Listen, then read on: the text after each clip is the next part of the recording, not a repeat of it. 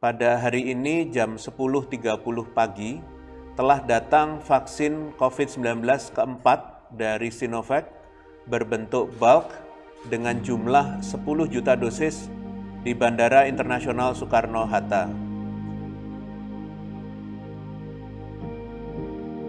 Sejumlah vaksin kita pahami sudah tiba di tanah air kita semenjak Desember lalu, dan hari ini ada 10 juta vaksin ditambah 10 juta bahan baku vaksin ditambah 1 juta overfilled dari Sinovac yang sebagai salah satu wujud langkah konkret pemerintah hadir dalam rangka memastikan, dalam rangka mengendalikan bagi kesehatan masyarakat. Hingga saat ini total vaksin yang sudah ada di tanah air kita ada 28 juta jumlah vaksin dan calon vaksin yang akan kita berikan kepada masyarakat. Nah, ketersediaan vaksin yang aman dan kemudian juga sesuai dengan skema pemerintah kita lakukan berkat koordinasi yang cukup baik dengan semua pihak, termasuk dengan pihak Sinovac. Kita juga sudah memastikan akan adanya emergency use authorization dari Badan POM, dan juga di mana MUI, Majelis Ulama Indonesia, juga sudah memberikan kejaminan bahwa vaksin ini suci dan halal. Kemudian daripada itu, hari ini kita semenjak Januari lalu sudah melakukan penyuntikan kepada tenaga kesehatan yang merupakan prioritas pertama di dalam penyuntikan ini. Dan saat ini, hari ini sampai hari ini sudah 500.000 tenaga kesehatan sudah kita lakukan penyuntikan. Artinya dari 1,5 juta yang kita targetkan.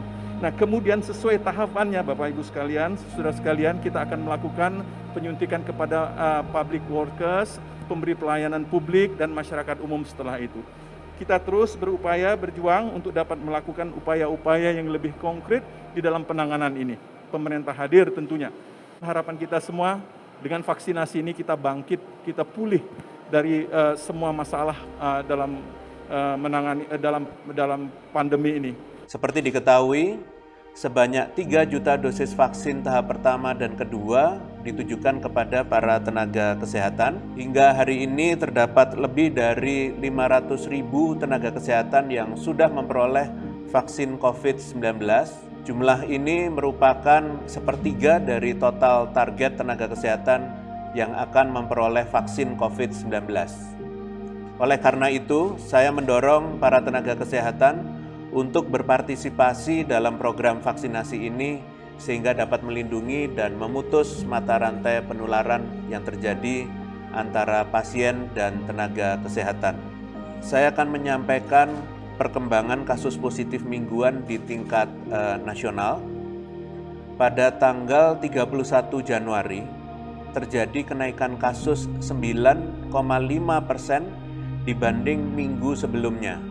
Angka ini sedikit meningkat dari minggu sebelumnya, namun kenaikannya tidak sebesar minggu-minggu yang lalu.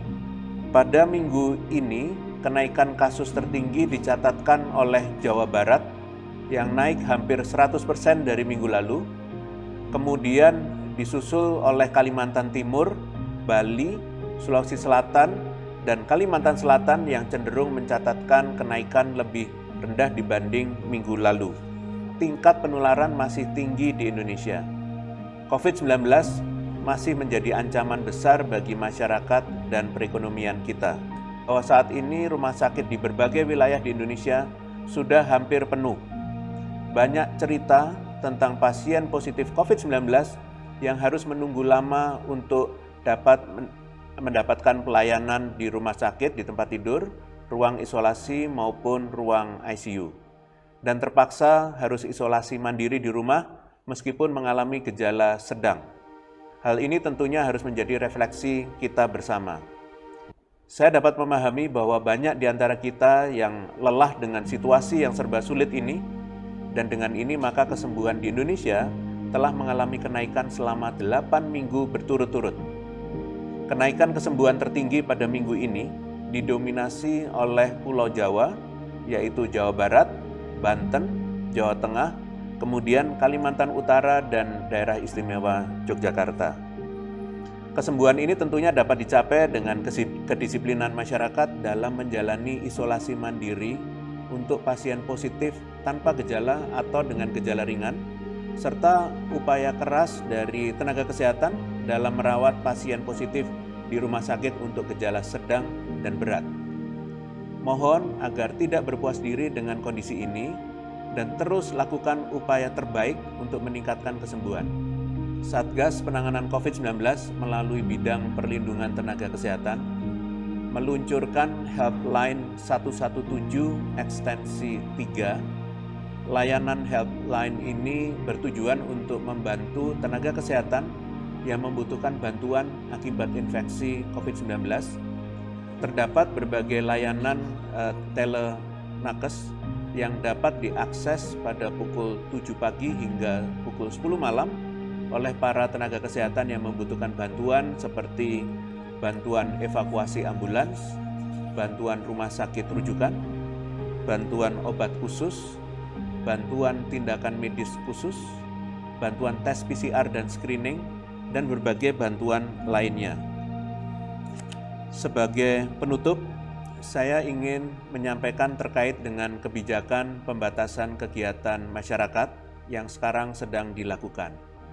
Pembatasan ini bertujuan untuk menurunkan angka kasus aktif dan meningkatkan angka kesembuhan. Saya ingin menyampaikan bahwa pada prinsipnya, esensi program pembatasan kegiatan masyarakat atau PPM dan pembatasan sosial berskala besar atau PSBB adalah sama karena keduanya sesuai dengan Undang-Undang Nomor 6 Tahun 2018 tentang kekarantinaan kesehatan yang mengklasifikasikan jenis pembatasan kegiatan menjadi karantina rumah, karantina wilayah, karantina rumah sakit, dan pembatasan sosial berskala besar. Kebijakan pembatasan kegiatan masyarakat saat ini juga diperkuat dengan strategi baru yang dicanangkan oleh Satgas Penanganan COVID-19, yaitu Posko atau Pos Komando, yang akan tersebar secara nasional di tingkat desa dan kelurahan yang dipimpin oleh kepala desa atau lurah, dan posko ini beranggotakan Satgas dari unsur pemerintah daerah, TNI, Polri, tokoh masyarakat, tokoh agama, serta pihak lainnya. Fungsi prioritas posko ialah untuk mendorong perubahan perilaku di masyarakat, memberikan layanan kepada masyarakat, pusat kendali informasi, dan menguatkan pelaksanaan 3T hingga tingkat RT dan RW. Seperti yang kita ketahui bersama, bahwa klaster keluarga masih menjadi salah satu sumber penularan COVID-19 yang paling banyak terjadi di masyarakat. Oleh karena itu, penting agar Satgas dapat dibentuk hingga ke lingkup masyarakat yang paling kecil, yaitu di tingkat RT maupun RW,